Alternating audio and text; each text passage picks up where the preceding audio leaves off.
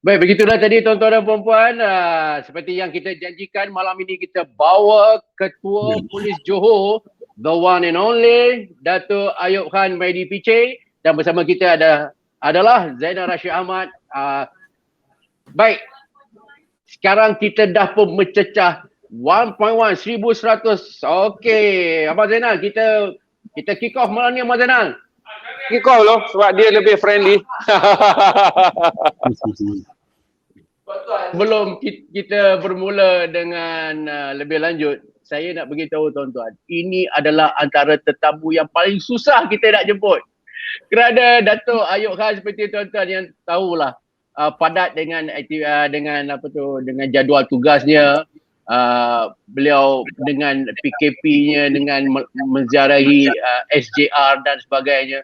Jadi sudah tentu bukan mudah. Jadi alhamdulillah hari ini kita sangat bertuah kerana orang yang tuan-tuan tunggu berada di hadapan tuan-tuan. Dan sudah tentu apa soalan yang kita akan kemukakan adalah soalan yang juga apa yang bermain di minda tuan-tuan semua. Baik Datuk, mungkin sebagai mukadimahnya Datuk, orang kata tak kenal maka tak cinta.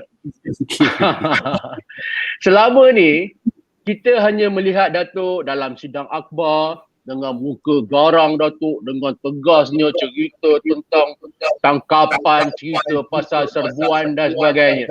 Tapi ramai yang tak tahu background Datuk. Paling kuat pun mereka tengok Datuk pernah tebal roti canai. Kan? Jadi untuk sekian kalinya Datuk, mungkin Datuk boleh share sikit. Kita mula dengan gear 1 dulu.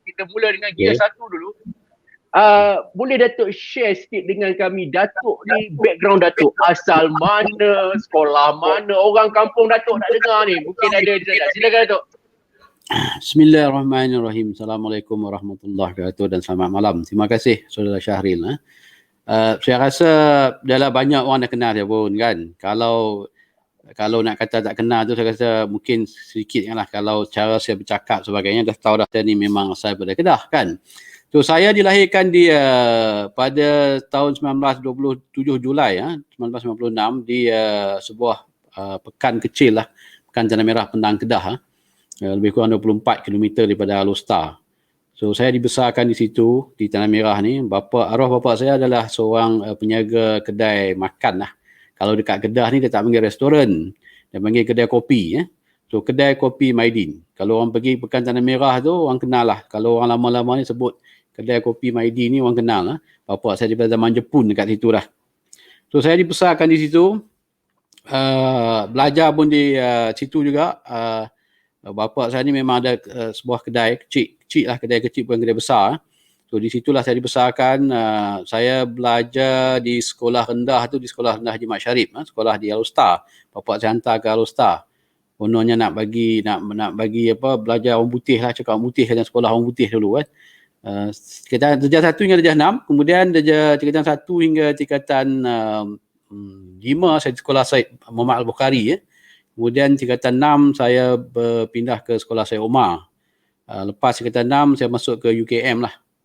So itu sedikit sejarah ringkas. Kalau saya boleh kongsi juga, memang daripada kecil ni tuan-tuan, kalau tuan-tuan tadi pun Saudara Syahrir dah tanya, orang nak tengok saya buat roti canai kan. Orang pun terkejut, gambar kecil buat roti canai kan.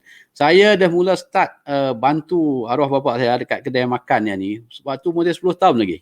So jadi start 10 tahun tu sampailah saya masuk ke universiti pun, saya masih lagi bantu. So saya banyak masa bermain juga. Waktu budak-budak ni lah, orang kampung, budak kampung. Terjun sungai, mandi sungai kan. Orang kata mandi sungai, orang bukan kata pergi berenang dalam sungai, orang kata mandi sungai kan. Kita dulu mana ada tuition, tak ada.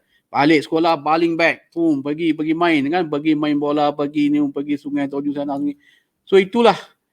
Saya memang kalau kita bandingkan budak-budak sangat jauh lah dengan langit dengan bumi ya. Kita dulu tak ada. Saya pun darjah 4 baru boleh membaca kan. Darjah 4 membaca baru bisa minat. Datuk ada dyslexia tak? Darjah 4 boleh baca Darjah 3 memang tak ada. So darjah 4 pun boleh membaca. Tapi alhamdulillah bila saya start membaca tu saya dah minat baca buku-buku ni lah, buku-buku yang non-fiction kan. Baca surat khabar dan sebagainya lah.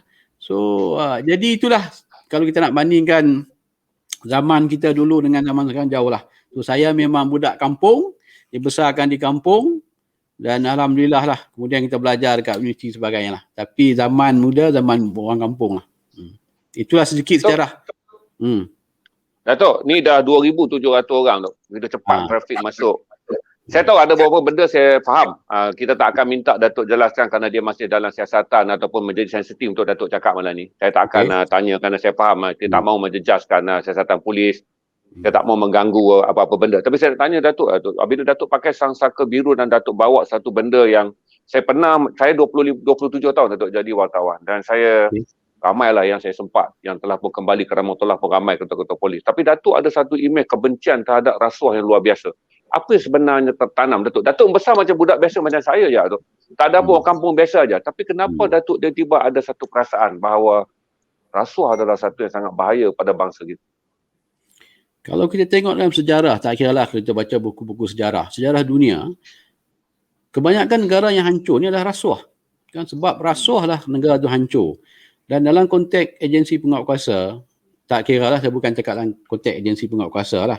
Mana-mana jabatan kerajaan, segala individu, kita sebagai orang awam pun, kalau kita tak ada integriti, saya rasa kita tak ada apa nilai kita. Bagi saya itu yang paling penting, itulah pokoknya. Kita mungkin intelijen, kita mungkin pandai bekerja kan, kita mungkin ada pengalaman dan sebagainya lah. Tapi kalau kita tak ada integriti, kalau kita terlibat dengan rasuah, saya rasa organisasi yang kita ada akan rosak. Negara di mana kita ada tu pun akan hancur tuan. Arwah bapa saya ada pesan kat saya. Satu pesan lah. Kita jangan ambil harta orang. Saya dalam konteks rasuah ni kita dengar lah, kalau kita ambil rasuah tu kita ambil harta orang yang bukan harta kita, bukan hak kita, tapi kita ambil rasuah. Itu pesan yang saya kata, dia lah orang tua-tua dulu, dia bukan cerita panjang tak, dia bukan keluar ayat Quran, hadis, tak ada dah. Dia cakap benda yang simple. Benda yang kecil, simple, pendek, padat, tapi menusuk ke dalam jiwa kita. Integriti itulah bagi saya paling penting. Kan? Mungkin ada setengah pihak berpendapat, ini benda kecil, tak perlu nak diambil tindakan. Tapi kalau kita tengok dalam konteks broken window teori ni, yang mana kalau ada keretakan kecil kepada tingkap kita lah kata, kita biarkan dan petak tu akan jadi besar dan akan pecah tingkap tu kan. Yang daripada kecil ni yang kita kena kontrol. Dan integriti ni bukan di mana-mana dicakap soal integriti kan. Pucuk pimpinan kita pun memang menekankan integriti daripada dulu sampai sekarang. Itulah saya rasa perlu ditekankan, perlu dititik beratkan, sebab kalau kita tak ada integriti, hancur organisasi kita. Izinkan saya tanya sedikit. Memandangkan Datuk mengatakan bahawa Allahyarham bapa Datuk mempunyai pengaruh yang sangat besar apabila sedari kecil lagi Datuk telah disemaikan dengan perkataan integriti itu sendiri dalam konteks arwah Allah ya. Baik, bila bercakap daripada seorang bapa Datuk ni, arwah seorang peniaga kedai makan. Bagaimana pula terlintas di hati Datuk untuk memasuki perkhidmatan polis?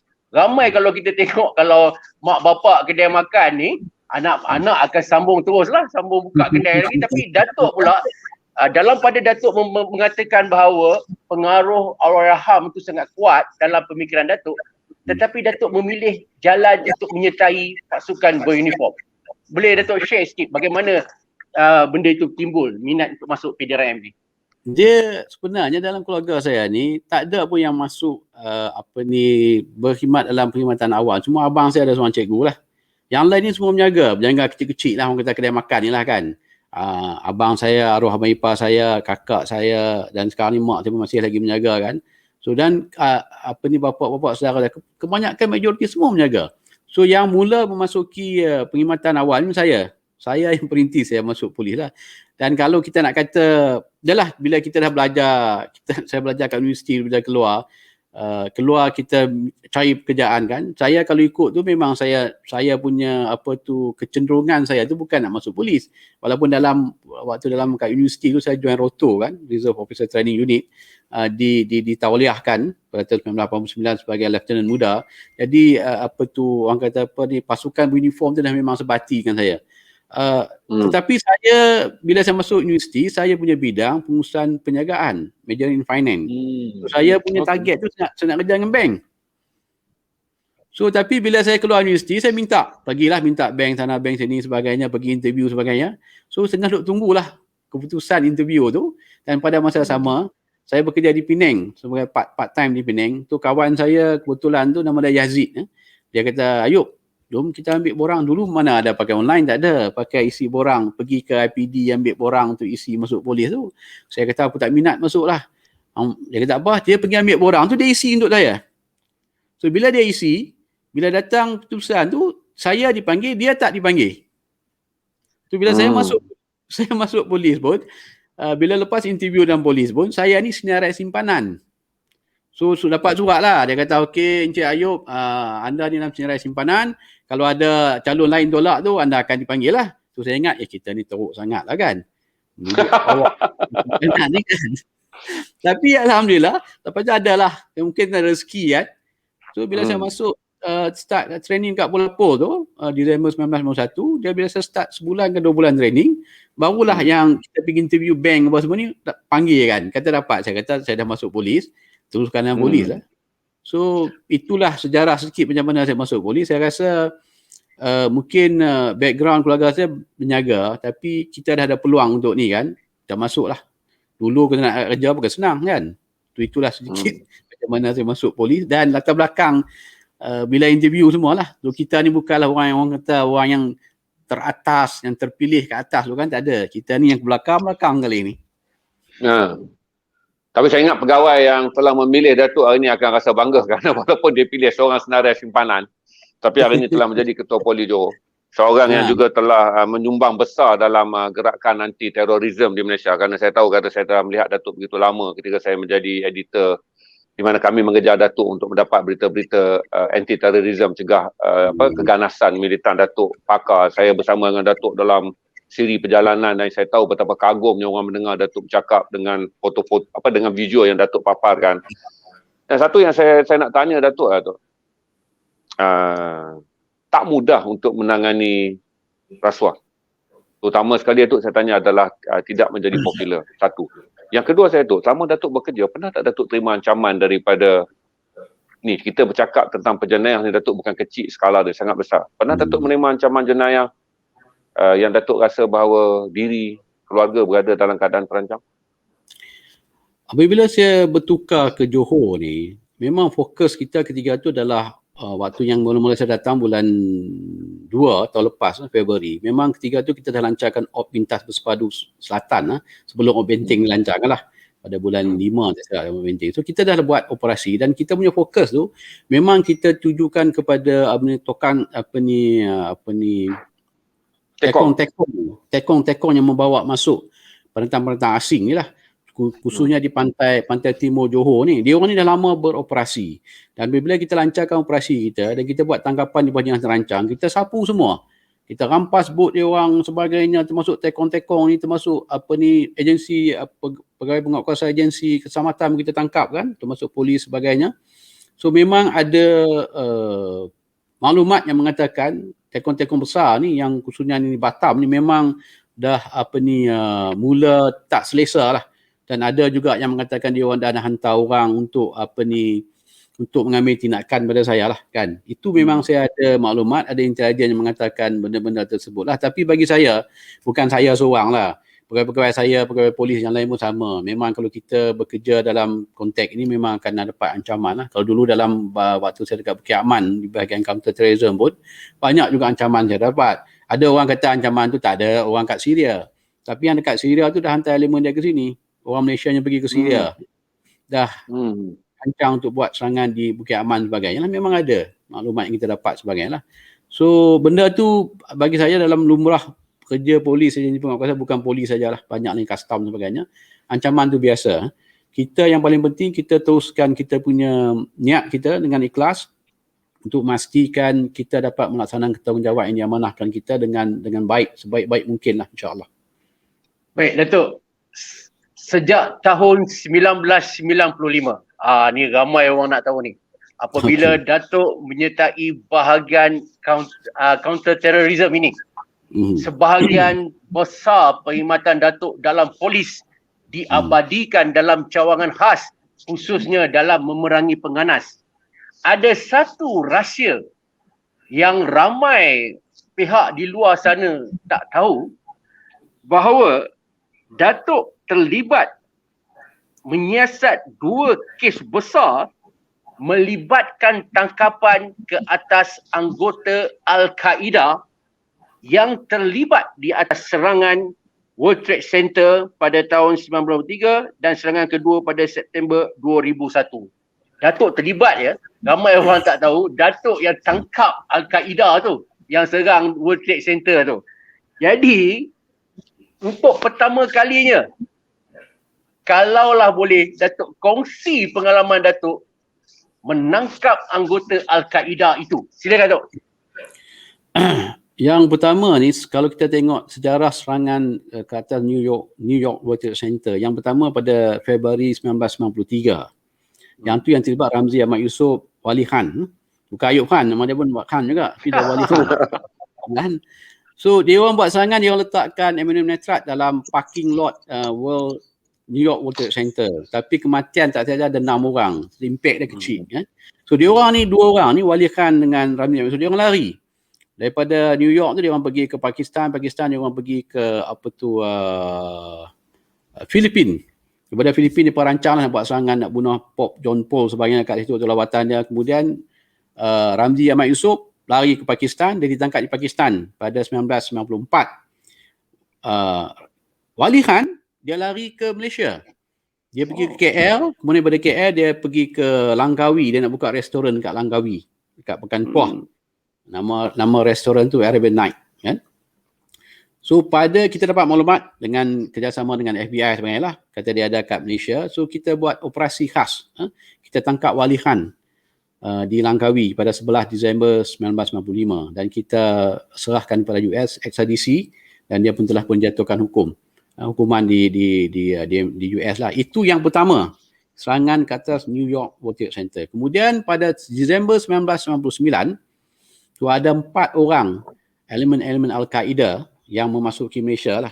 Termasuklah ni Khalid Attash, Ramzi bin Al-Shid, Salah Said, Khalid Amida. So waktu tu saya adalah desk officer, saya adalah pegawai kes ya. So dia orang masuk Disember 1995, kemudian pada Januari tahun 2000 dia orang keluar. Dia orang keluar daripada KL pergi ke Bangkok dia orang masuk balik ke US sebagainya lah. So kita kongsi semua maklumat tersebut dengan pihak US, pihak FBI sebagainya lah.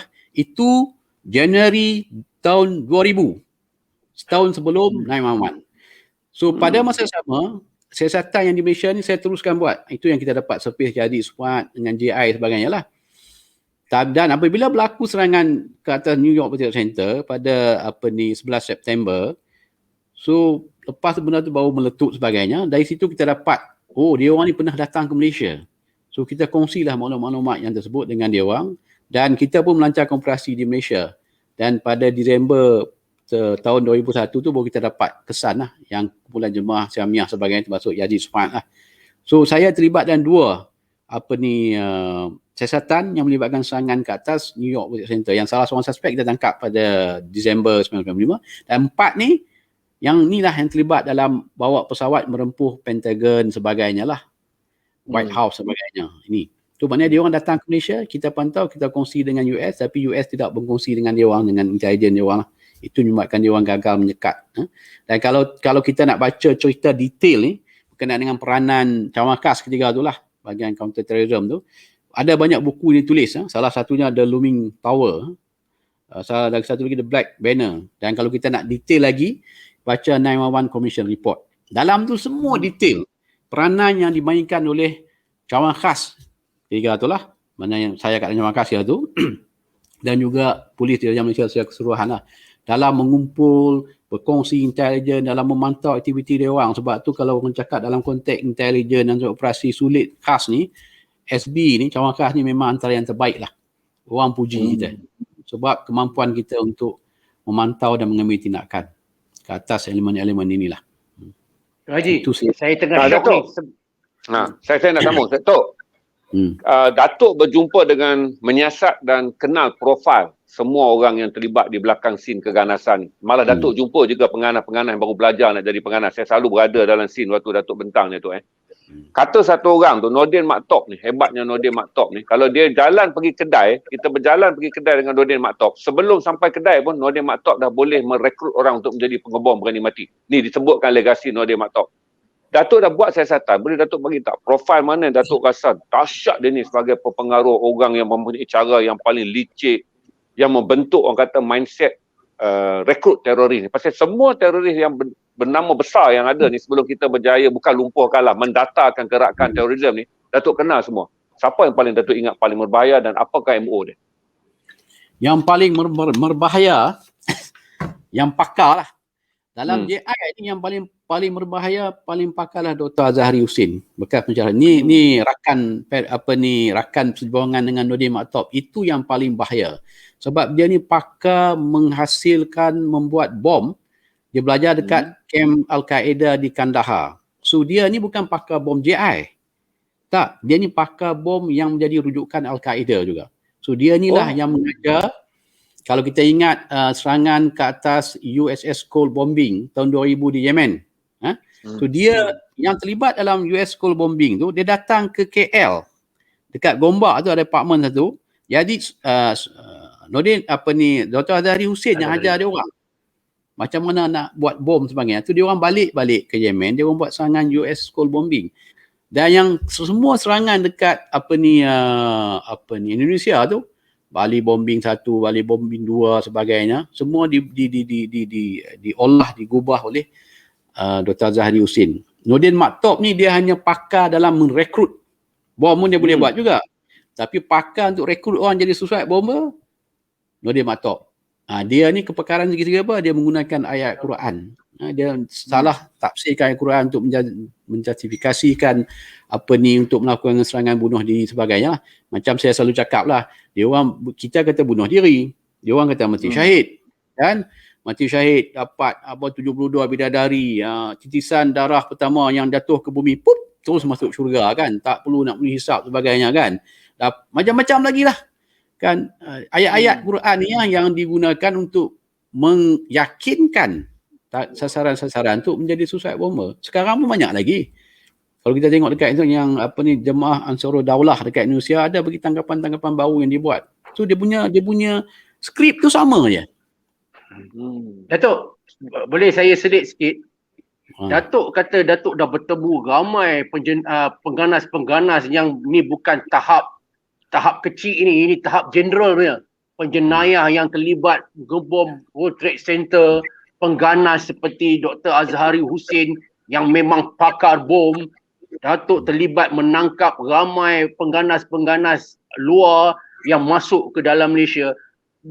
Diorang ni macam mana Datuk? Kalau Datuk boleh kongsi dengan kami, pengganas yang kata hebat ni secara fizikal dia, adakah diorang ni jenis memang ganas ke?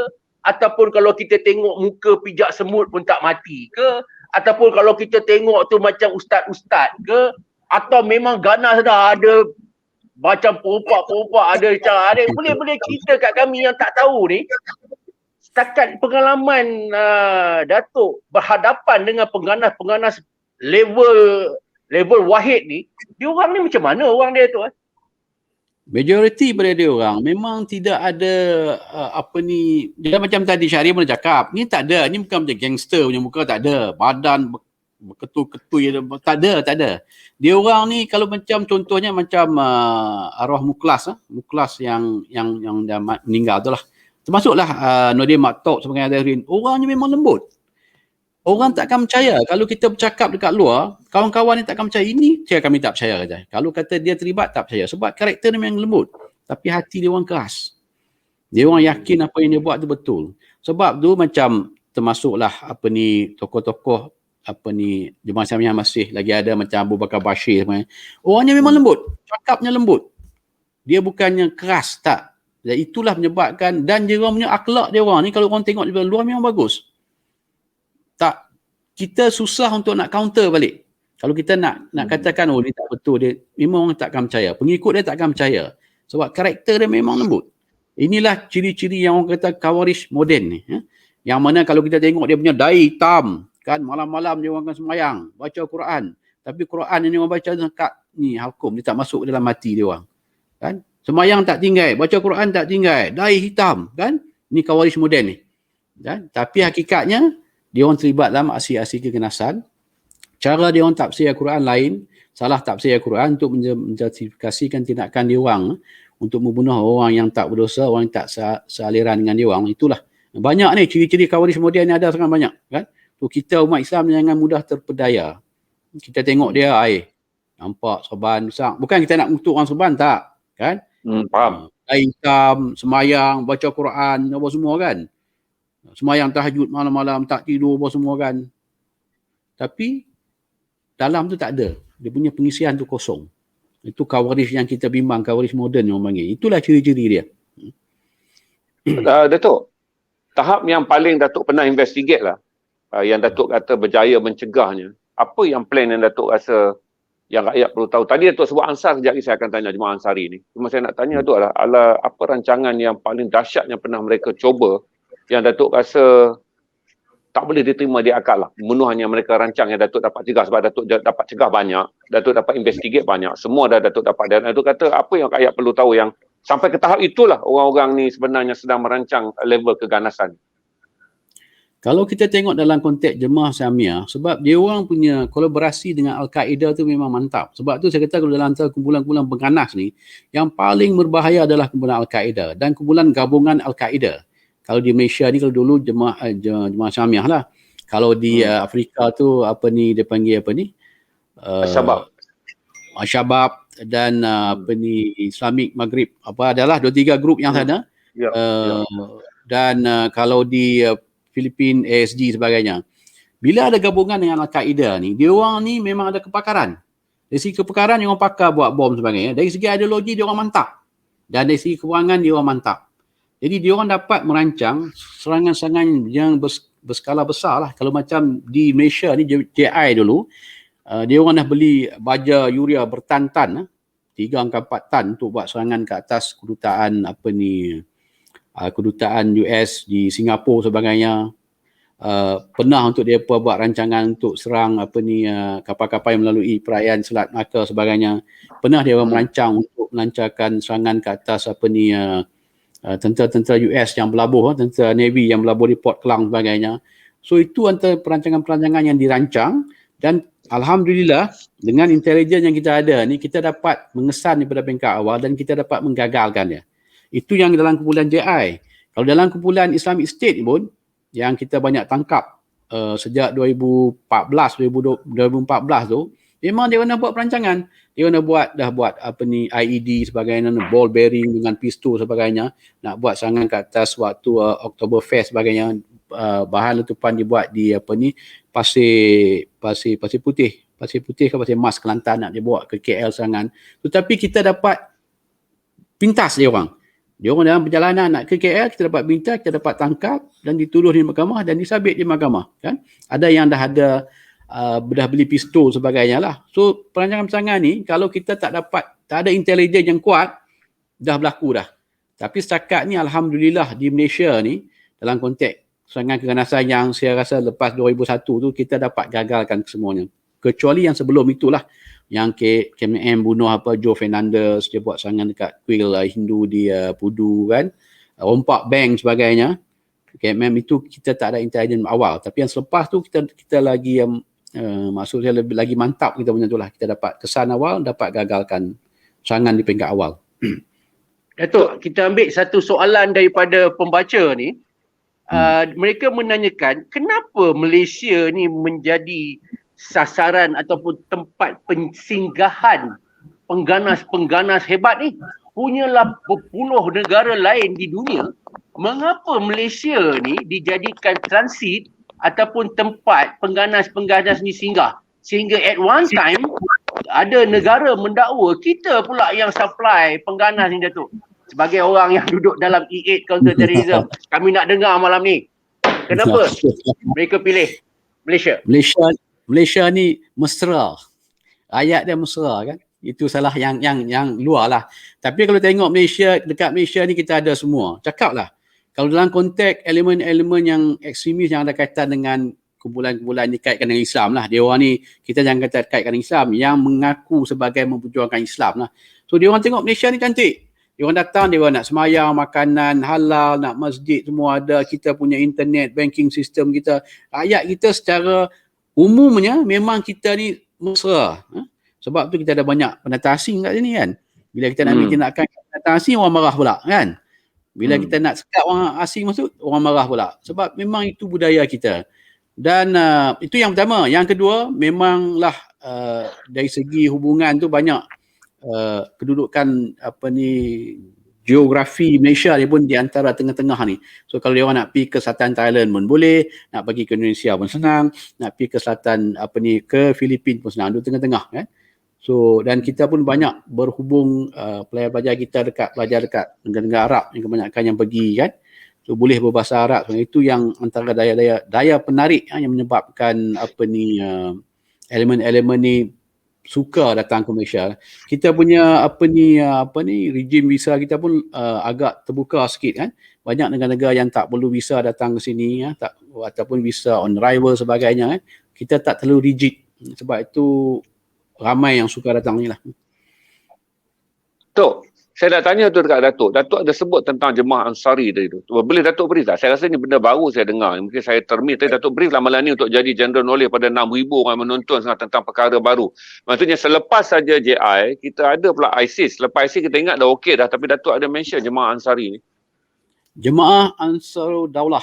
Ini memang serpihan daripada kumpulan-kumpulan JI dulu juga dengan Islamic State ni. Dia punya ideologi semua sama, tak ada beza. Cuma pendekatan dia orang dan cuma cara dia orang bergerak tu lain. Macam saya katakan tadi lah, kalau dulu dia bawah JI ni, dia orang akan pergi training buat bom sebagainya kan. Ikut sesi usrah secara fizikal, sekarang tak ada. Semua online. Kan? Dia orang belajar untuk buat bom pun online. Dia hajar punya online. So dia orang memang dah dapat mengesan taktik-taktik ataupun teknik yang digunakan oleh pihak agensi polis untuk mengesan dia orang. So dia pun cuba untuk mengelakkan. Tetapi kumpulan-kumpulan ni adalah kumpulan yang sama ideologinya. Cuma nama yang diubah. Masa buat pembanterasan tu Datuk saya nak tanya Datuk je.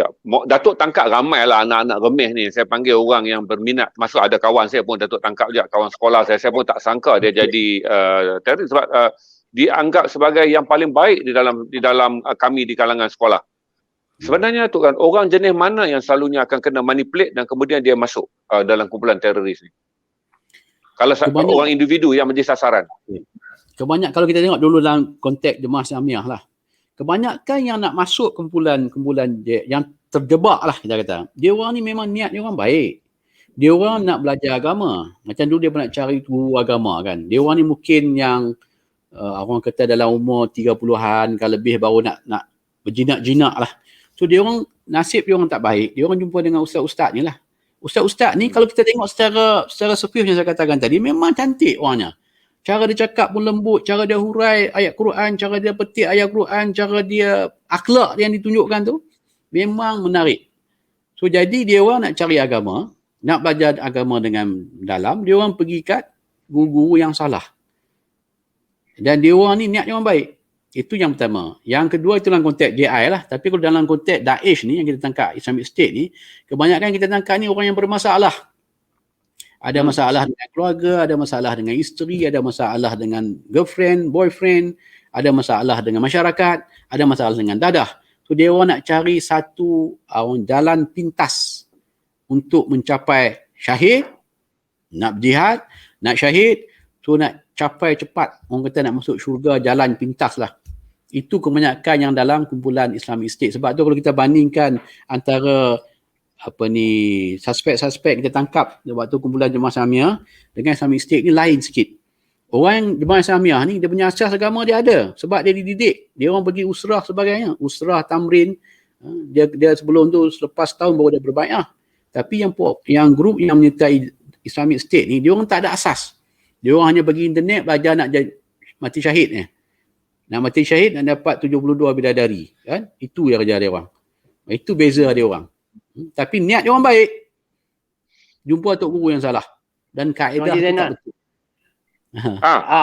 Ini Tuan Haji. 45 minit kering tekak Tok Ayub ni.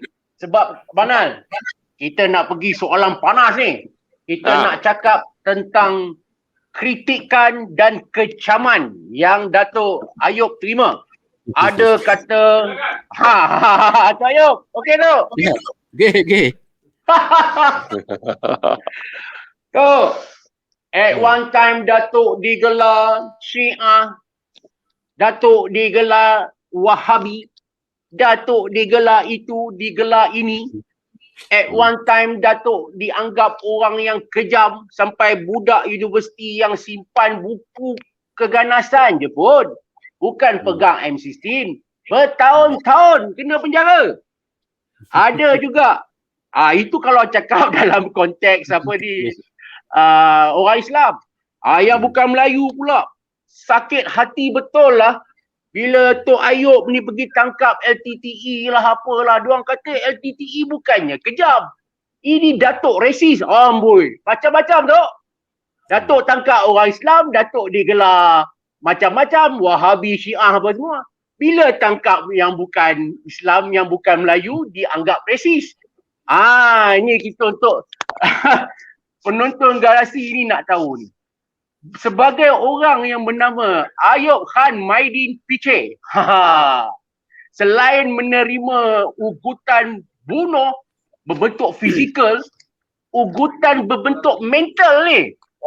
Ini bukan calang-calang nak berhadapan dengan dia. Baik Tok, untuk sekian kalinya kami rakyat Malaysia nak dengar penjelasan Datuk ataupun pendirian Datuk terhadap kecaman, ugutan apa semua yang dilemparkan kepada anak Kedah ini. Silakan Tok. 1,700 orang menanti Datuk, tertinggi dalam sejarah garasi. Nak dengar Datuk punya respon bila Datuk dikecam macam-macam. Silakan. Yang pertama sekali saya cakap, saya lah secara peribadi, saya tak kisah. Orang nak kritik, orang nak puji, orang nak edik, orang nak kata apa pun katalah. Itu bagi saya biasa. Kita tak akan dapat memuaskan semua hati semua orang lah. Kan? Kita ambil tindakan kat A, B cakap bagus. Ambil dekat B, A cakap tak bagus. Macam tu lah ABC ni. Jadi yang paling penting tugas polis ni kita menguat kuasa undang-undang. Kalau ada undang-undang, kita kuat kuasa. Itu tugas asas polis. Dan kalaulah ada undang-undang yang mengatakan, contohnya lah, menganggotai mana-mana kumpulan pengganas yang disinaraikan sebagai kumpulan pengganas oleh sama ada PBB ke, oleh UN ke, oleh KDN ke, mana salah lah. So, dalam konteks LTTE, memang LTTE masih lagi disinaraikan sebagai kumpulan pengganas. Ketika saya tangkap dia orang, Oktober 2019, dia orang kumpulan ni masih disinaraikan sebagai kumpulan pengganas di Malaysia dan juga di beberapa negara lain lah. So, dan bila menganggotai kumpulan ni ataupun menyokong dalam konteks penal code kita, kesalahan-kesalahan berkaitan keganasan 130 B sampai V sampai W lah, ada banyak tu. Menganggotai, menyokong, menyimpan bahan-bahan, membagi duit, mempromosikan, semua adalah kesalahan. So mereka ditangkap dan kita siapkan kertas siasatan tersebut, kita hantar ke pihak peguam negara, pejabat peguam negara yang tuduh mereka, bukan polis yang tuduh di mahkamah. So, jadi kita ikut proses. Kemudian apa yang jadi kemudian? Saya rasa semua orang tahu lah, kemudian ditarik balik petuduhan. Itu bukan kerja polis pun. Sama ada, soalnya kenapa di peringkat awal dituduh? Kita cukup bukti. Peguam negara Perpuluhan Hati cukup dituduh. Dan ditarik balik, saya tak tahulah sebab apa. So, saya pun tak nak komen lebih lanjut. Itu berkenaan dengan LTTE. Yang kedua berkenaan dengan kumpulan-kumpulan yang dikaitkan dengan kumpulan yang ada mengeksploitasi Islam, yang macam tadi pun Syahrir dah sebut, ada seorang pelajar perempuan universiti ditangkap, ditahan, dibicarakan, memiliki bahan-bahan berkaitan keganasan, dijatuhkan hukuman kan. Dalam kesalahan berkaitan dengan keganasan memang ada. Memiliki bahan-bahan berkaitan dengan keganasan memang satu kesalahan. Memang mungkin bagi orang awam, dia kata, takkan ada buku pun nak tangkap, nak penjara. Tak adil kan. Tapi itulah undang-undang. Kalau rakyat tak puas hati, mana buatlah pindaan undang-undang. Kerajaan mungkin buat pindaan undang-undang. Adalah buku apa pun tak apalah, kamu nak baca. Mao Zedong ke, JI ke, Al-Shabaab ke, bacalah kan. So, tapi undang-undangnya mengatakan memiliki bahan berkaitan dengan satu kesalahan. So, kita buat siasatan, kita siapkan kertas siasatan, bawa pergi pejabat program negara tengok semua bersetuju, kuat putih, tuduh di mahkamah. Dan mahkamah yang jatuhkan hukuman, bukan Datuk Ayub yang jatuhkan hukuman, tak ada. Jadi jangan marah dia. Polis hanya menguatkuasakan undang-undang. Yang menuduh, membicarakan tu, proses mahkamah memang lengkap. So tak timbul isu. Kalau dulu waktu zaman RSA lain. RSA kan, orang kata draconian law sebagainya pun orang kutub juga. Kita masukkan RSA, kita ada semua, orang kutub semua juga. So jadi kita buat apa pun, orang yang terlibat dalam buat benda salah, dia orang tak setuju lah. Kan? So kita jangan terikut sangat dengan sekelintir kecil, mungkin 0,0001% penduduk Malaysia ni yang memang nak suka terlibat dalam aktiviti-aktiviti yang tak betul. Melanggar undang-undang, kita tangkap lah itu ya. Senangnya, simple. Kita bukan, tak perlu jadi lawyer lah. Tak perlu jadi lawyer, tak perlu jadi law. Undang-undang ada, langgar undang boleh tangkap lah. Tak kira lah Datuk Ayub tangkap ke, Syaril tangkap ke, Tuan Haji Zainal tangkap ke kan. Tak ada. Itu je, buat salah kita tangkap gitu ya. So, saya nak tanya satu lagi tu Bila Datuk pergi ke Johor, Datuk telah buat satu reformasi yang kemudiannya menjadi perhatian nasional. Maksudnya Datuk pergi dah jadi Ketua Polis Johor, Datuk buat. Tapi perhatian tindakan yang Datuk buat, pembaharuan, tangkapan di Johor pun jadi perhatian untuk seluruh Malaysia. Saya ingat pada waktu tu kan, kalau undi lah 5 lelaki paling masyhur di Malaysia, Datuk Ayub masuk lah. Masa Datuk mula dilantik tu. Apa yang sebenarnya Datuk buat dan waktu tu, apa cabaran yang paling besar Datuk nak reform di Johor ni? Daripada lubuk segala pendatang parti, lubuk segala jenayah lah yang Datuk buat pembersihan. Datuk lah at one time Datuk become not popular. Dia macam mana Datuk manage semua ni? Hari ni kami nak tanya lah. So, kami tak mudah tu untuk seorang pergi ke sana dan buat pembersihan seperti mana Datuk buat. Yang pertama macam saya dah banyak kali saya cakap lah, apabila saya daripada Cawangan Khas, bukan kebanyakan lah, hampir semua karier saya kat Bukit Aman, saya buat counter terrorism kan. So jadi bila saya pergi ke dinaikkan pangkat sebagai KP Johor ni, untuk orang kata Datuk Ayub ni bolehkah buat ni KP ni, dia tak pernah buat apa ni, OCPD kah, Ketua Polis Daerah kan, SIO kah, apa semua ni kah. So OCCI sebenarnya lah. Tapi saya datang dengan misi dan visi yang telah pun ditetapkan oleh pucuk pimpinan PDRM. Yang pertama, kita nak betulkan balik, bukan betulkan balik lah, nak memperkemaskan lagi lah ketika saya datang tu. Dan bila saya datang, saya dah tetapkan visi dan misi saya. Waktu mesyuarat pertama saya tetapkan. Ini yang saya nak. Yang paling penting integriti. Yang kedua berkenaan dengan penyeliaan dan accountability. Yang ketiga berkenaan ini kita punya servis delivery kita kepada masyarakat lah. Sebab masyarakat tu pelanggan kita. Kalau kita boleh memuaskan dia orang, saya tak kata kita kena jaga dia orang sebagai raja, tak. Saya rasa masyarakat pun kalaulah katakan dia orang buat 10 komplain lah katakan. Kalau kita dapat selesaikan 5 komplain tu, dia orang dah rasa puas hati dah. Alhamdulillah. Kan? Itu yang masyarakat nak. Benda biasalah, benda yang kecil ni saya kata, ni benda yang remeh, saya tekankan. Saya bagi tahu dekat pegawai-pegawai saya ni micromanage, saya nak tahu semua. Saya bukan datang untuk duduk bagi KP, bagi arahan. Hampa buatlah kerja, you buat kerja, saya bagi arahan. Tak ada. Saya nak turun, saya nak tahu apa yang berlaku. Dan bila saya buat itu, tapi yang paling penting alhamdulillah, pegawai-pegawai saya, ketua-ketua jabatan saya, dan OCPD dia orang dapat ikut rentak saya lah. Saya boleh katakan 95% alhamdulillah. So mereka ikut rentak saya, ikut visi yang telah tetapkan, dan itulah kita banyak buat perubahan. Saya tekankan dekat Johor ni, dia punya struktur tu dah ada dah, dekat mana-mana kontijen state tu dah ada dah. Cuma kita nak menggerakkan, kita nak memotivasikan dia orang, dan saya boleh kata majoriti lah pegawai dan anggota ni, dia melihat kita di atas ni sebagai KP, adakah KP ni dalam mesyuarat dia cakap A tapi dia luar dia cakap B? Kan? Ataupun dalam dia cakap ni, luar dia kata ni. Orang tengok kat situ. Orang tengok apa yang kita cakap, apa kita buat. Kalau kita buat apa yang kita cakap, kita tetapkan kita punya ni, saya kata insya-Allah dia orang akan, dia orang bermalu segan dengan kita lah. Segan dengan kita, kan dia orang akan ikut rentak kita. Dan itulah yang saya buat, alhamdulillah, dengan sokongan padu lah yang saya selalu bercakap berulang kali lah. Kalau yang sini, kalau dalam konteks jenayah ni, Datuk Yusof lah, kita punya OCCI kita. Kemudian kita punya narkotik, ACP Afsan Nizam, kemudian JIP kita dulu Tuan Eng, KJP dan sebagainya semua. Kita punya komersial Tuan Saleh, ACP Saleh. So itu yang kita punya momentum, saya tukar bukan tukar lah. Saya kata saya ni suka operasi. Saya nak operasi. Saya tak nak operasi yang ditangkap operasi terpijak lah kebetulan. Kita buat roadblock, kita tangkap pembuat penisahan, jumpa dadah. Kan? Saya tak nak, bukan tak nak lah. Tangkap itu okey, tapi saya nak operasi yang dirancang secara teliti. Macam dadah ni, saya suruh dia buat operasi yang berterusan. Kita tangkap seorang tokan dadah, kita soal siasat, kita nak lagi. Dari mana dia dapat dadah ni?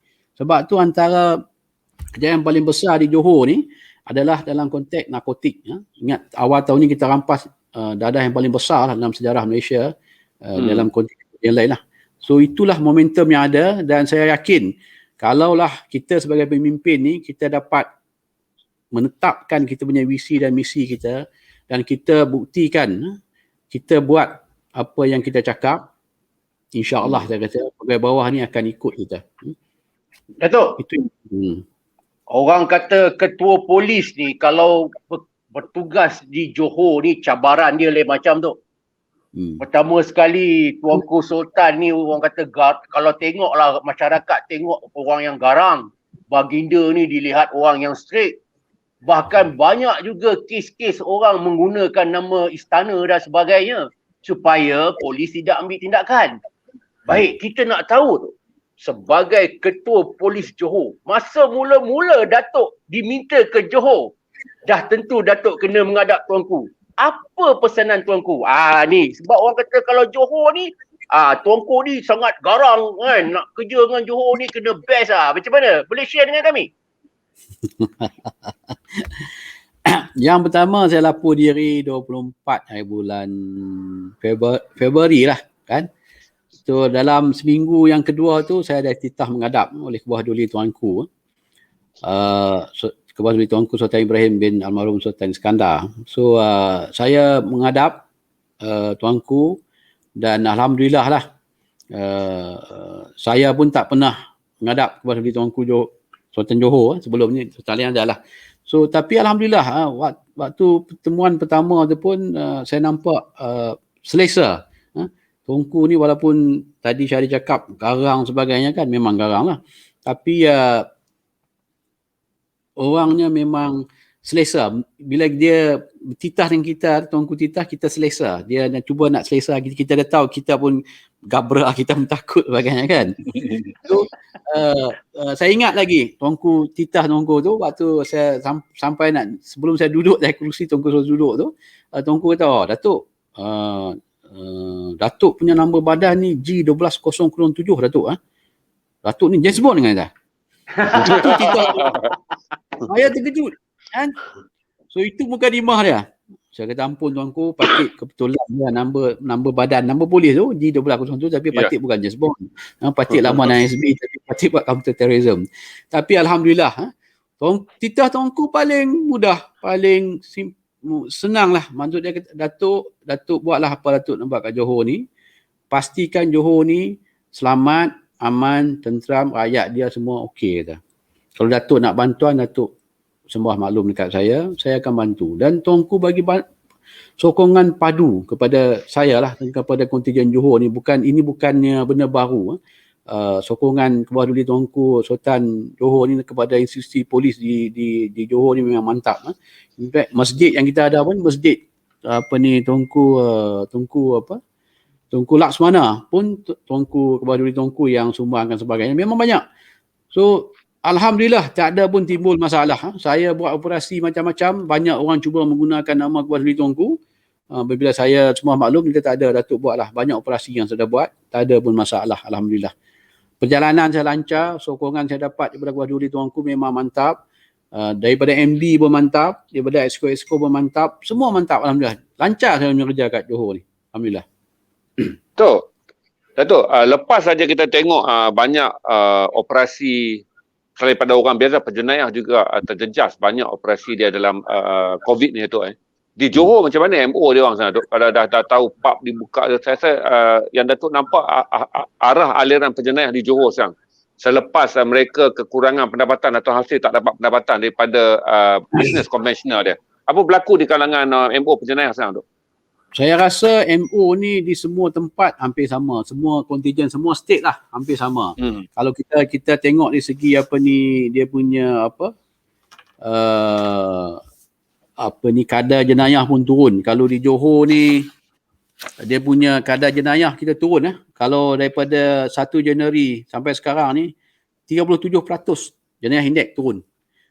Kemudian kita bukan saja di Johor yang saya katakan tadi lah, sebab apabila PKP ni kita banyak buat roadblock. Sekatan jalan raya ni, kalau dekat Johor ni kita ada 72 roadblock kan. Yang pertama roadblock, yang kedua memang pusat-pusat hiburan semua tak beroperasi kan. Kalau operasi kita ambil tindakan. Yang ada kita tengok masih lagi aktif ni adalah aktiviti pengedaran dadah. Itu aktif. Yang lain memang menurun dengan banyaknya macam saya katakan tadi 37% kadar jenayah turun. Sebab ini impact daripada PKP ni memang besar. Baik tuan-tuan dan puan-puan, tadi kita pergi ke Tok, baru first half Tok, boleh Tok Boleh lagi Boleh. Tak terasa tuan-tuan, sudah hampir 1 jam lagi 5 minit 1 jam. Kita ada Tuan Haji 8,000 orang online real time. Wow, saya rasa tak pernah terjadi di dalam sejarah kami ni. Nampaknya tu bukanlah kerana Datuk per se sebagai Datuk Ketua Polis Johor, tetapi rakyat sangat bangga kerana ramai pegawai-pegawai polis memiliki karisma dan juga idealisme seperti mana yang Datuk sebutkan. Baik Tok, ini ada satu soalan. Ini macam pelik ni soalan ni Tok. Dia kata lately ni Datuk jarang keluar TV lah, jarang cerita pasal ni lah. Datuk merajuk ke? Ada ataupun Datuk tak sihat ke? Tok, diorang kata Datuk sekarang ni macam slow je tu. Apa hal tu? Ni soalan tu, saya baca. Datuk sentiasa diperhatikan. Orang dahagakan karismatik Datuk untuk muncul dan menghidupkan Malaysia sebagai negara yang ada pegawai polis yang dipanggil the great fighter. Jawab Datuk, ni bukan soalan saya. Okey. Sebenarnya tak ada. Mungkin saya, kalau dulu kita tengok banyak operasi-operasi besar yang kita buat dalam konteks dadah, dalam konteks scammer sebagainya, dalam konteks tangkapan ke atas jenayah yang lain lah. Banyak. Cuma ke belakang ni agak kurang sikit. Sebab tu yang kalau tengok tadi pun saya buat BC pun berkenaan dengan tangkapan 22 suspek yang terlibat dalam sindiket penipuan lah, yang online sebagainya lah. So tak banyak operasi besar yang kita buat. Sebab tu saya kurang buat PC. Dadah, operasi dadah pun nampak dah kurang sikit sekarang ni kan. Bukan tak ada, tapi tanggapan dia kecil. Bila jumlah rampasan pun kecil, sebab tu saya tak buat BC. Itulah sebab pertama kenapa saya orang kata jarang keluar. Slow down, tak ada slow. Saya memang tak slow. Saya orang kata orang Kedah dah masuk gear 5 lah. Gear 5 tu saya tak slow. Tapi dia ikut rentak. Momentum operasi tu ada. Kan? Itu dia punya ni. Jangan bimbang. Saya memang kekal momentum ni insyaAllah.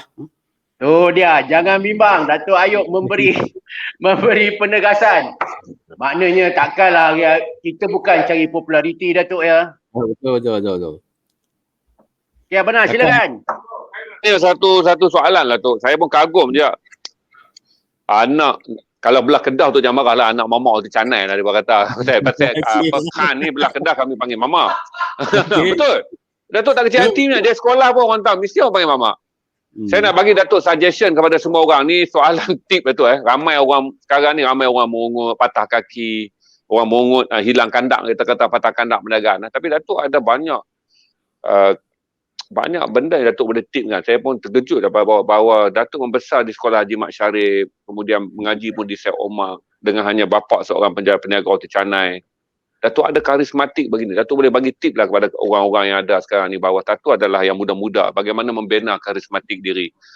Sebab orang selalu fikir tu anak Pak Lebai je yang tak makan rasuah. Tapi macam mana Datuk anak orang roti canai boleh naik dan kemudian menjadi seorang yang dianggap sebagai the great fighter dalam history Malaysia lah, dalam fighting tentang rasuah. Mungkin Datuk boleh bagi tip pada semua yang ibu bapa nak didik anak ataupun anak muda yang baru nak mulakan kerjaya. Sebab apa ni tu, semua orang anggap rasuah tu hadiah. Itu jadi masalah besar pada kita. Dia tak boleh nak beza rasuah dan hadiah. Semua orang convert ni hadiah, ni hadiah. Okey. Yang pertama saya kata didikkan kita lah. Yang paling penting itulah asas dia. Kalau tengok sekarang ni masalah sosial semua bermula daripada rumah lah. Kalau lah saya rasa insyaAllah kalau keluarga kita, mak bapak kita dapat didik kita daripada awal. Macam saya katakan tadi lah, arwah bapak saya dia bukan betul ayat Quran dengan hadis pun. Tak. Kan?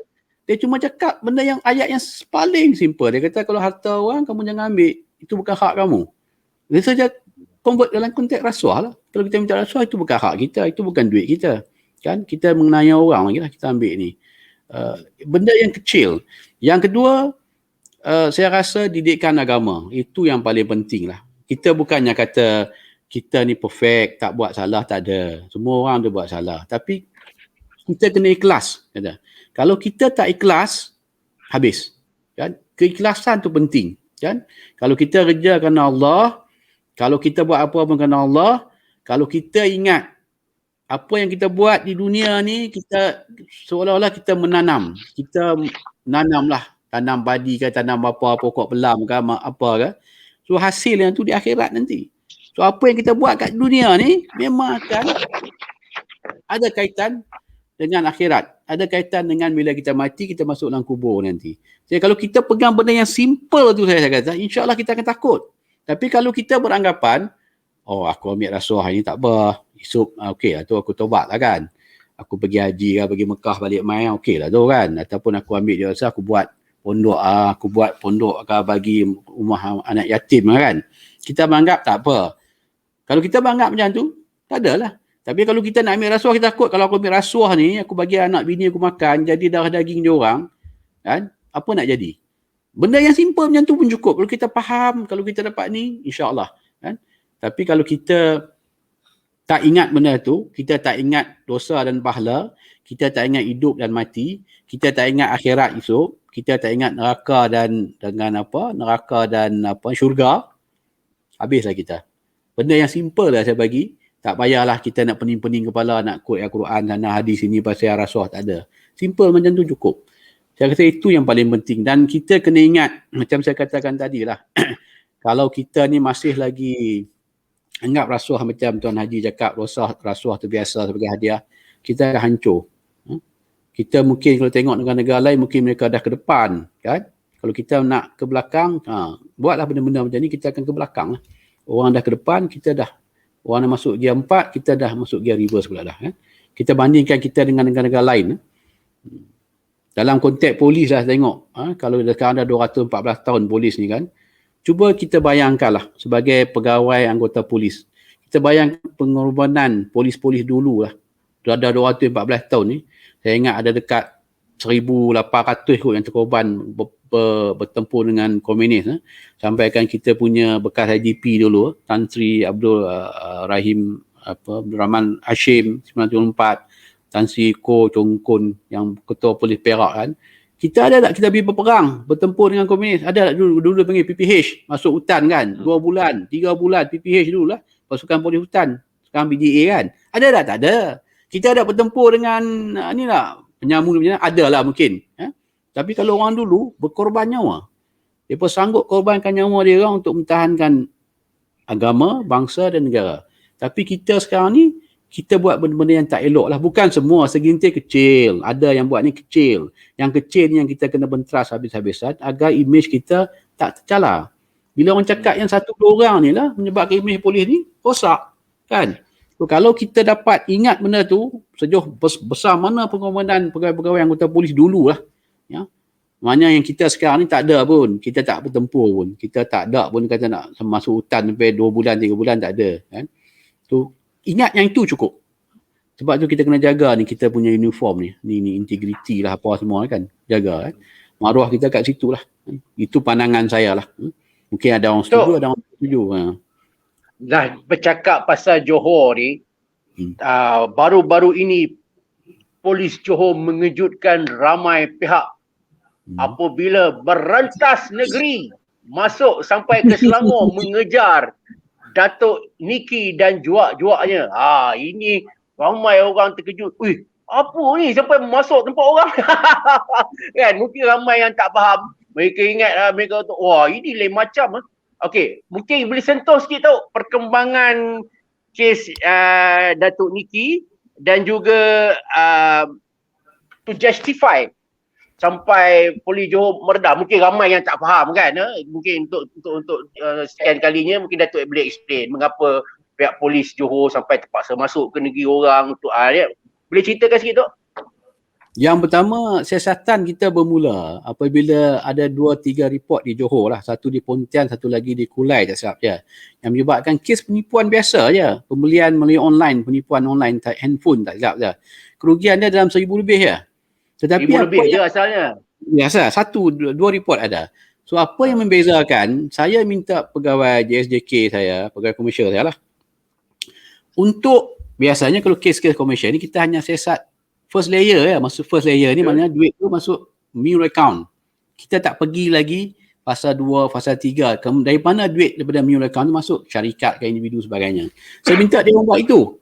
So bila dia orang buat itu, kita dapat kaitkan. First, second layer dia pergi ke syarikat, lepas tu pergi ke individu. Itu yang dapat sambungan sehinggalah ke Niki ni. So bila dapat ke Niki, sampai ke Niki dan kita pun membuat pendekatan baru lah. Johor ni alhamdulillah dengan OCCI kita, Datuk OCCI kita selalu buat benda yang baru. So belum ada lagi dalam sejarah kes-kes komersial ni ditangkap bawah SOSMA, di bawah jenis terancang. Kita gunakan prosedur SOSMA. So kita buat tanggapan tersebut. Dan bila kita buat, itu yang kita turun pergi buat tanggapan kat sana tu. Itu yang orang kata merentas. Tapi report IP, kesiasatan semua yang berkaitan dengan Johor. Cuma individu suspek tu ada properti di sana. Itu yang kita hantar tim untuk pergi buat tanggapan. Dan benda ni besar, bukan benda kecil. Kita tengok dia punya Datuk Niki punya link tu banyak. Bukan dari Malaysia dengan dekat luar pun banyak. So yang tu yang pertama. Yang kedua, bagi saya lah.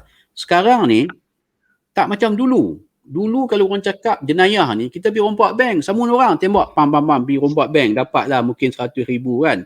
Sekarang ni tak perlu bawa pistol lagi. Dia hanya satu klik tekan, 200,000 masuk dalam akaun ni. Untuk di Johor saja, setiap hari ni, yang kes-kes penipuan komersial ni, secara purata lah, kadang-kadang sampai kerugian tu, 250,000 sehari. Di Johor saja, sehari. Pernah sekali, 3 hari lepas ada. Kerugian keseluruhan di Johor ya. Bandingkan satu Malaysia berapa? Saya kata mungkin berjuta-juta. So jadi fokus kita sepatutnya sekarang kepada ini. Kes-kes melibatkan komersial. Yang itu yang saya beri fokus betul. Dan alhamdulillah bila kita buat tangkapan semua ni, dia orang ni pun telah beri tuduh. 14 orang telah pun tuduh pada 9 bulan 4. Di bawah jenis terancang. So kita tunggulah proses mahkamah nanti. Dan mungkin kemudian tu ada tangkapan-tangkapan susulan lagi lah. Sebab itu fokus kami betul-betul diarahkan ke arah geng Niki ni sebab dia dah beroperasi pun lama, daripada 2014 lagi. Dah berapa tahun? Dekat 7 tahun, kan? 7 tahun. So kalau kita biarkan lagi, kita tak tahu berapa banyak lagi orang yang ditipu lah, sama ada orang Malaysia ke ataupun mungkin melibatkan warga negara, mangsa-mangsa yang melibatkan warga negara lain, kita tak tahulah. So itu yang menyebabkan kenapa kita rentas negeri, pergi tangkap kat Selangor, apa sebab di sebaliknya dan apa fokus kita. Saya rasa fokus sekarang ni memang dalam konteks jenayah ni, jenayah komersial yang paling banyak ni. Setiap hari ada kes-kes besar lah yang menyebabkan penipuan komersial. Syaril? Datuk dah 2 kali tengok jam, mungkin ada urusan. Kalau tak ada, kita dah 1 jam lebih. Kami sampai Syaril, dua terdiam. kita interview Kotor Poli Negeri Syaril, bukan kawan kedai kopi ni. Datuk 2 kali tengok jam tu. Sekejap saya tengok Okey, jam itulah. lah. Sabar. Tok, okey, kita relax sikit. Kita tanya soalan yang santai sikit lah. Kita dah cerita benda besar-besar ni bang. Ada kita nak tanya, Datuk minat nyanyi tak? Apakah penyanyi yang Datuk suka? Share sikit tu. Kita cari yang light sikit. The other side of Ayub. Orang sedang mendengar sama ada Datuk boleh menyanyi ataupun nanti Datuk kena karaoke. Ada 8,000 orang sekarang. Saya ni adalah kita ni orang kata apa, orang tahun 70-an 80-an punya lah, remaja kita kan. Kalau sebut grup apa ni band ni macam kumpulan Wing Search, Wing Search? Dulu punya lah ni kita Ya. Sekarang kan. Terkejut saya tu. Saya pun terkejut. Wing Search, okey. Dan banyak lagi lah kan. Kalau kita cakap dalam konteks apa ni penyanyi-penyanyi, kalau kita ingat tu Bonnie M kan, Abba, Mulan Eba kan, Okay. Banyak lagi. Dan kalau kita tengok movie, ini pun tahun 70-an 80-an punya lah, zaman kita umur 12, 13 remaja. Orang terkejut juga. Orang kata saya ni pun kaki kalau Kedah dia panggil kaki panggung oyang lah kan. Pawagang panggung oyang. Panggung oyang. Panggung kereta kan. Saya pernah tengok satu gambar kan. Saya minat cerita orang putih pun minat juga. Tapi cerita Hindustan lah kita minat dulu kan. Saya dah agak. Datuk tengok apa? Sholay, Yaduki Barat. Bila pertama. Itu Sholay tu saya kata. Baru saya nak Sholay. Panggung Empire tu, panggung dah tutup. Panggung dah tutup tu. So saya rasa saya dah tengok banyak gambar lah kalau dulu kan. Yang paling orang kata gambar yang agung lah, filem yang agung Sholay lah. Saya tengok saya dekat 3-40 kali. Kalau dulu panggung Empire tu, Empire depan Pegang Abu. Pegang-pegang kita masuk pukul 11. Dia 3 jam kan dulu. Tadi kita masuk balik, keluar kita masuk balik. Tengok 3 balik. Itu cerita Sholay lah. Dan orang sekarang, budak-budak sekarang, dia cerita hero-hero. Kita tak ada hero. Kita kalau dulu Sholay, Don kan, Ham Kisi Sikam kan. So semua gambar lama-lama ni. So itulah orang kata zaman kita tu. Saya masih minat lagi. Tapi Sholay Datuk maksudnya Datuk kerja ada Kurbani je lah ni. Sholay, Kurbani, Yaduki Barat satu zaman tu. Okey, saya terkejut Kati Patang juga sekali. Kalau lah nak suruh saya menyanyi tak ada. Memang saya tak pandai menyanyi. Saya suka dengan lagu. Tapi saya tak pandai menyanyi. Saya ingat tapi lagi Datuk dulu. tak lah. Jani Janardan tareram pam pam pam pam. Jani Janardan tareram pam pam pam pam. Tu mesti tahu tu sebab itu lagu dah zaman. Saya masih ingat dulu waktu tu pengarah Cawangan Khas Datuk Yusof Rahman. Datuk Yusof Rahman ni memang garang lah pengarah Cawangan Khas. Kita ada bilateral meeting meeting dua hala dengan agensi luar lah. Kita ada dinner malam tu. So Datuk Yusof Rahman dia paksa semua orang suruh menyanyi tau. Pergi menyanyi kan. Tu sampai tan saya, dia panggil Pak Ayub lah. Pak Ayub pergi menyanyi. Saya kata, Tok, kalau Datuk nak suruh saya buat operasi 3 hari 3 malam tak tidur pun tak apa. Tapi suruh menyanyi sorry. Tak ada. Dia tak kata apa. Kan? Menyanyi sorry. Dengar lagu boleh. Menyanyi tak apa. Ya. Okey Syaril. Saya tahu kata Datuk dah 3-2 kali tengok jam. Terima kasih Datuk dah 70 minit bersama kami dan memecahkan rekod tontonan tertinggi garasi. Kami tak suruh Datuk menyanyi tu. Saya tahu nanti Datuk akan pergi operasi terus hilang 3 bulan. Okey Datuk. Terima kasih kepada sudi daripada pukul 9 tadi. Kita bawa soal jawab dari hati ke hati dengan the one and only Ketua Polis Johor yang kita hormati iaitu Datuk Ayub Khan Maidin Piche. Datuk Ayub, terima kasih banyak Datuk Ayub. Kami sebagai rakyat Malaysia terhutang budi, bangga kerana Datuk antara pegawai yang cukup yang kami sanjungi dan semoga Datuk menjaga Johor dengan begitu baik dan insya-Allah satu hari nanti mungkin sampai ke peringkat Bukit Aman, kita doakan. Amin. Baik, terima kasih Datuk. Abang, terima kasih. Assalamualaikum. Selamat bertugas tu. Stay safe. Salut sekali tu. Assalamualaikum warahmatullahi wabarakatuh. Sesi jualan selepas ini.